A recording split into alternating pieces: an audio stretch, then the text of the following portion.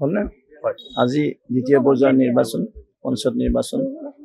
আমাৰ মধ্য অসম আৰু নামনি অসমৰ যিখিনি জিলাত বা জিলা পৰিষদ নিৰ্বাচন হৈছে বহু ঠাইত আমাৰ বিনা প্ৰতিদ্বন্দ্বিতাৰে হৈছে তাত প্ৰাৰ্থীৰ ভিৰ নাই বা ভোটাৰ জাষ্ট গাঁও সভাতে দিছে কিন্তু কিছু ঠাইত আমাৰ যে PC আছে AP আছে গাঁও সভাও আছে আমি সকলোৱে এই গণতান্ত্ৰিক প্ৰক্ৰিয়াত অংশগ্ৰহণ কৰিলোঁ এখন সুস্থ সবল আৰু প্ৰগতিশীল উন্নয়নমুখী গাঁও পঞ্চায়ত নিৰ্মাণৰ কাৰণে আজি ৰাইজে ৰাতিপুৱা 7:30 পৰা ভোটদান প্ৰক্ৰিয়াত অংশগ্ৰহণ কৰিছে আৰু আমিও আমাৰ নিজৰ চেণ্টাৰত ভোটদান প্ৰক্ৰিয়া কৰিলোঁ গোটেই পৰিয়ালসহ সকলো সদস্য আহি আশা কৰিছোঁ এখন শক্তিশালী পঞ্চায়ত গঠন হ'ব যিখন পঞ্চায়তে গাঁৱৰ সৰু সুৰা সমস্যাবিলাক লাঘৱ কৰিবলৈ সক্ষম হ'ব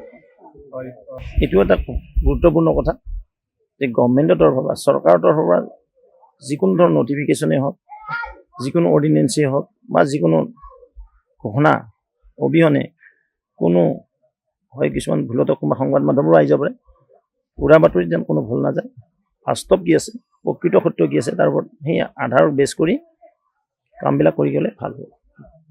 যিকোনো খবৰৰ বাবে যোগাযোগ কৰক 7099017330 লগতে 7099017110 নম্বৰত